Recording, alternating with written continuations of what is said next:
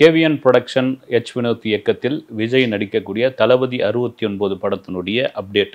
அது எந்த மாதிரி அப்டேட் வரும்னு பல பேர் எதிர்பார்த்தாங்க. நேற்று வந்த அப்டேட், நேற்று தான் அந்த படத்தோட அப்டேட்லாம் வரும் அப்படின்னு எதிர்பார்த்தோம். நேற்று வந்து ஒரு ப்ரீ உபச்சார வீடியோன்னு சொல்லலாம். வந்து அதை என்ன சொல்கிறது, ஒரு ஃபேர்வெல் வீடியோ. அந்த வீடியோ வந்து ரொம்ப எமோஷனல் ஆகி விஜய் ரசிகர்லாம் வந்து இதுக்கப்புறம் உங்கள் முடிவு நீங்கள் கொஞ்சம் மாற்றிக்க மாட்டீங்களான்ற ரேஞ்சில் இருந்திருந்தாங்க. இல்லை, நான் களத்துக்குள்ளே இறங்கியாச்சு, முன் வச்ச கால பின்வைக்க மாட்டேன், அரசியல் தான் 2026 சட்டமன்ற தேர்தல் தமிழக வெற்றி கழகம் சந்தித்தே தீரும், அதனுடைய கடைசி படமாக அந்த அரசியல் களத்துக்குள்ளே போகிறதுக்கு கடைசி படமான இந்த தளபதி 69 வினோத் இயக்கத்தில் கேவிஎன் புரொடக்ஷனில் இதில் எந்த மாதிரியான அப்டேட் வரும்போது அவங்க ஒன்றுமே இல்லைங்க. தளபதி 69 ஒரே ஒரு ஒலிம்பிக் ஜோதி ஒன்று கொடுத்துருந்தாங்க. இது ஒரு ஜனநாயகத்தின் ஒலிம்பிக் ஜோதி வந்து அப்படின்னு. இன்னைக்கு காலையில் நம்ம லெஜண்ட் சரவணா அவர் ஏர்போர்ட்டுக்கு கிளம்பிட்டு இருந்தார் தூத்துக்குடிக்கு. வந்து அவர் நடிக்கிற படம் துரை செந்தில்குமாருடைய இயக்கத்தில் நடிக்கிற படத்தை விஜயோடைய அரசியலை எப்படி நீங்கள் பார்க்குறீங்க அப்படின்னா, கண்டிப்பாக வரட்டும். அவர் அரசியல் வந்து வந்தே தீர்ட்டம். அது இதுவரைக்கும் ரசிகர்கள் வந்து விஜயை பார்க்கறதுக்கு வந்துகிட்டு இருந்தாங்க. இனி ரசிகர்களை விஜய் பார்க்க போகிறாரு அப்படின்னு சொல்லியிருந்தார். ரசிகர்கள் அவர் மொத்தமாக சொன்னதை தாண்டி மக்களை விஜய் பார்க்க போறாரு. அந்த மக்களை பார்க்க போற விஜயோடைய கையில் இந்த ஒலிம்பிக் ஜோதி இருக்குன்றதுல மாற்று கருத்தே இல்லை.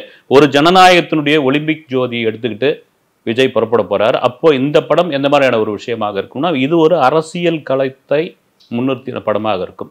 வினோத் கூட முந்தின நாள் ஒரு படத்தினுடைய நந்தன் படத்தினுடைய ஆடியோ வெளியீட்டு விழாவில் வந்து பேசியிருந்தார். வந்து இது விஜய் இது வந்து முழுக்க அரசியலாக இருக்காது, கொஞ்சம் கமர்ஷியல் கடந்த படமாக இருக்கும் 69ன்னு சொல்லியிருந்தாலும், வினோத்தோடைய முந்தைய படங்கள் பார்க்கும்போது ஒரு சமகால நிகழ்வை அடிப்படையாக வைத்து ஒரு படங்களை இயக்கியிருப்பார். வந்து அது தீரன் அதிகாரம் ஒன்றாக இருக்கும், சதுரங்க வேட்டையாக இருக்கட்டும், நேர்கொண்ட பார்வை, எதுவாக இருந்தாலும் சரி, அதில் வந்து ஒரு சமுதாய கருத்து இருக்கும். அது சமகால ஒரு விஷயத்தை சமகால அரசியலை பேசக்கூடிய ஒரு விஷயமா இருக்கும். கண்டிப்பாக இந்த படம் தளபதி 69 ஒரு தேசிய அளவிலான ஒரு அரசியல் பிரச்சனையா அல்லது மாநில அளவிலான ஒரு அரசியல் பிரச்சனை பேசக்கூடிய படமாக, அதுக்குள்ள ஒரு கமர்ஷியல் தனத்தை விஜய் ரசிகர்கள் ரசிக்கக்கூடிய ஒரு விஷயத்தை சொல்லியிருந்தாலும் இந்த படம் கண்டிப்பாக அப்படி தான் இருக்கும்.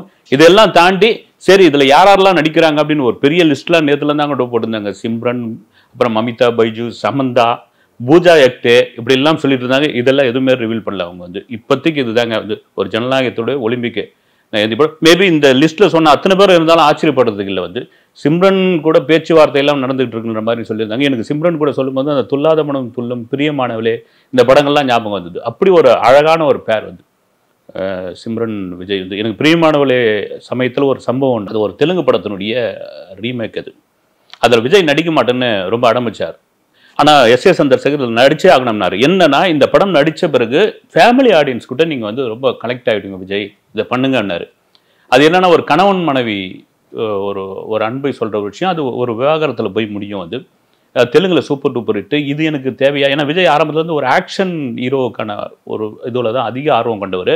அப்போ அப்படி தயங்கினப்போ எஸ்ஏசி ரொம்ப அழுத்தம் கொடுத்து இதில் நடிச்சுப்பாரு, உனக்கு ஒரு பெரிய பேர் வந்து தாய் குலங்கள் மத்தியில் கிடைக்கும் அப்படின்னு சொன்ன பிறகு அந்த படம் ரிலீஸ் ஆகி ஒரு நாள் தியேட்டரில் கூட்டமே இல்லைங்க.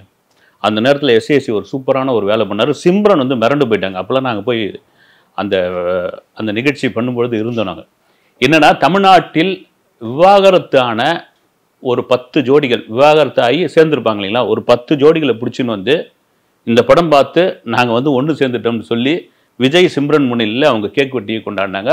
அப்போ சிம்ரன் என்ன சொன்னாங்க, இவருடைய எஸ்ஏசியோடைய அந்த மார்க்கெட்டிங், அதை தாண்டி அந்த ப்ரொமோஷன் டெக்னிக்கல் இருக்கு இல்லையா, அது வேற லெவல்லன்னு புகழ்ந்தாங்க. வந்து அந்த படம் அதுக்கப்புறம் பிக்கப் ஆகிடுச்சு பிரியமானலே. எனக்கு ஏன்னா இந்த ஜோடி சொன்னோன்னு ஞாபகம் வந்தது. அப்புறமா விஜய் சமந்தா ஜோடி நம்ம சொல்லவே தேவையில்ல, கத்தி தெரி பேசிக்கிட்டே போகலாம். மமிதா பைஜு இப்போது மலையாளத்தில் தமிழில் வந்து கலக்கிட்டு இருக்காங்க. விஜய்க்கும் மமிதா பைஜுக்குமான அந்த ஜோடி செட் ஆகுமான்ற மாதிரிலாம் விஷயங்கள்லாம் பேசியிருந்தாங்க. ஒரு முக்கியமான கேரக்டருக்குள்ளே மேபி நடிக்கலாம், பூஜா ஆக்டே இருக்கான்றாங்க. ரைட், இதெல்லாம் எதுவுமே ரிவீல் பண்ணுறேன். இதில் ஒரு முக்கியமான ஒரு இது இந்த அனௌன்ஸ்மெண்ட்டில் நான் பார்த்ததுன்னா, ஜெகதீஷ் பழனிசாமி விஜயோடைய நிழலாக விஜயோடைய மேனேஜராக இருக்கக்கூடிய ஜெகதீஷ் ரூட் அப்படின்ற ஒரு கம்பெனி வச்சுட்ருக்காரு. ரொம்ப என்னன்னு சொல்கிறது, விஜய்க்கு நம்பிக்கைக்குரிய புஷி ஆனந்த் எப்படி ஒரு அரசியலுக்குள்ளோ அது மாதிரி வந்து சினிமாவுக்கு வந்து ஒரு ஜெகதீஷ். ஆரம்ப கட்ட காலத்தில் ஜெகதீஷ் வந்து ஜிவி பிரகாஷ் உடைய ஸ்டுடியோவில் இந்த சோஷியல் மீடியா வளர்ந்து வர காலத்தில் சோஷியல் மீடியாவுடைய அட்மினாக அவர் இருந்தார்.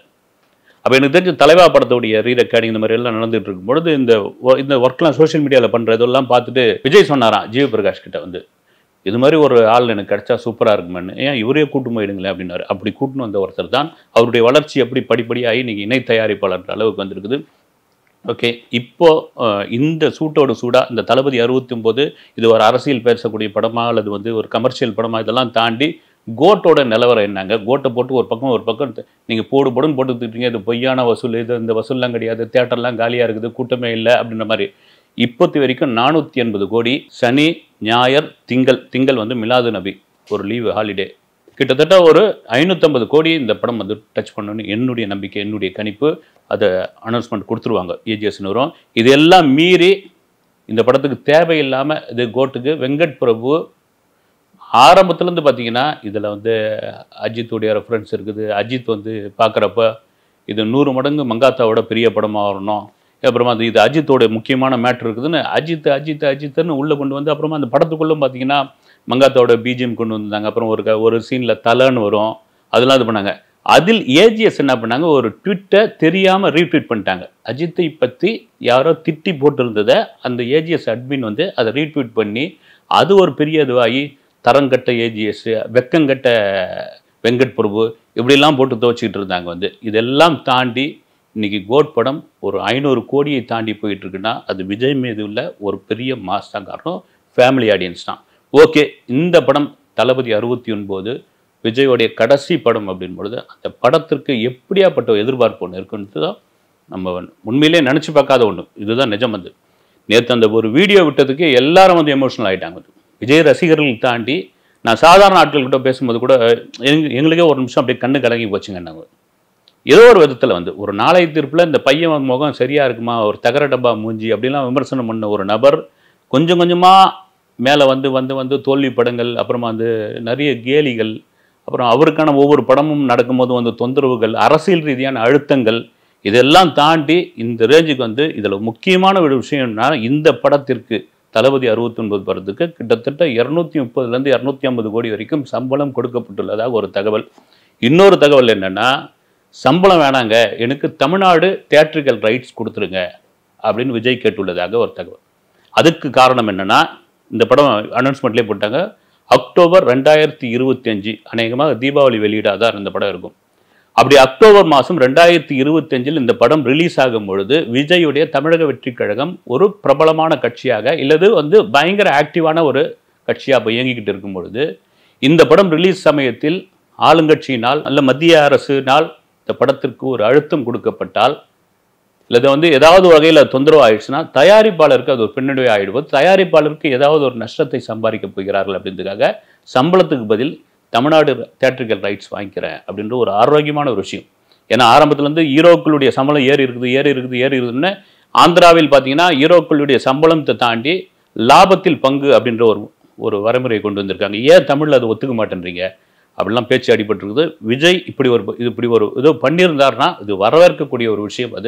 இது எல்லாம் மீறி இந்த படம் அடுத்தடுத்த அப்டேட்டில் எப்படி இருக்குன்னு இந்த படத்திற்கான செட்டு வந்து திருப்போரூரில் போட்டிருக்காங்க. அக்டோபர் 3ஆம் தேதி இதனுடைய படப்பிடிப்பு தொடங்குறாங்க. ஏறக்குறைய இந்த செட்டிலேயே முக்கால்வாசி படத்தை எடுக்கிறாங்க. மீதி அவுட்டோர் வெளிநாடு படப்பிடிப்பாக இது பண்ணுறாங்க. கண்டிப்பாக வினோத் நிச்சயமாக வந்து நெல் ஜெயராமன், ஏன்னா கமலஹாசன் சொன்ன கதை தான் அதை சொல்லியிருக்காங்க அப்படின்னு ஆரம்பத்தில் இருந்தது. ஆனால் வினோத் திடமாக சொல்லிட்டார். வந்து கமல் சாருக்கு சொன்னது வந்து ஒரு நெல் ஜெயராமனுடைய ஒரு வாழ்க்கை வரலாற்று ஒரு அடிப்படையாக வச்சது, இது அது கிடையாது அப்படின்ட்டாப்புல.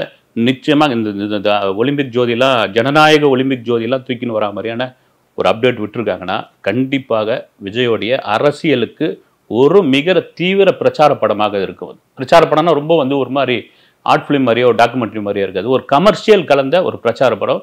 ஒரு அரசியலுக்குள்ளே வராரு அப்படின்னா அந்த ஹீரோயிசம் எப்படி இருக்கும், ஒரு அரசியலுக்கான ஒரு மாஸ் ஹீரோயிசம். மேபி எனக்கு தெரிஞ்சு பார்த்தீங்கன்னா படம் முழுக்க வந்து விஜய் வேட்டி சட்டையில் வரதுக்கான வாய்ப்பு கூட நிறைய இருக்குது. ஓகே, இதையெல்லாம் தாண்டி இதில் யார் நடிக்கிறாங்க, இன்னும் வந்து அதனுடைய டெக்னீஷியன்ஸ் யார், எப்போ ஷூட்டிங் கிளம்புறாங்க, எந்த மாதிரியான ஒரு கதைக்களமாக இது இருக்க போகுது, ஒரு கிளிம்ஸ் வீடியோ வரதுக்கான வாய்ப்பு இருக்குது. இதெல்லாம் இன்னும் காலம் இருக்குது. அக்டோபர் 2025னா அதுக்கான நாட்கள் நிறைய இருக்குது. இதையெல்லாம் மீறி விஜயோடைய மாநாடு செப்டம்பர் 23 இன்னும் எங்கள் 23க்கான வாய்ப்பு இல்லை. அக்டோபர் மாதம் அக்டோபர் முதல் வாரமாக 15ஆம் தெரியல. மேபி மாநாட்டுக்காக வெயிட் பண்ணியிருக்காங்க. இப்போ தமிழக வெற்றி கழகத்தினுடைய தலைவராக முழுநேர அரசியல்வாதியாக விஜய் தன்னுடைய களத்தில் இயங்கப் போகிறார் என்பதில் மாற்று கருத்தே இல்லை. அடுத்த வீடியோவில் சந்திக்கிறேன். நன்றி.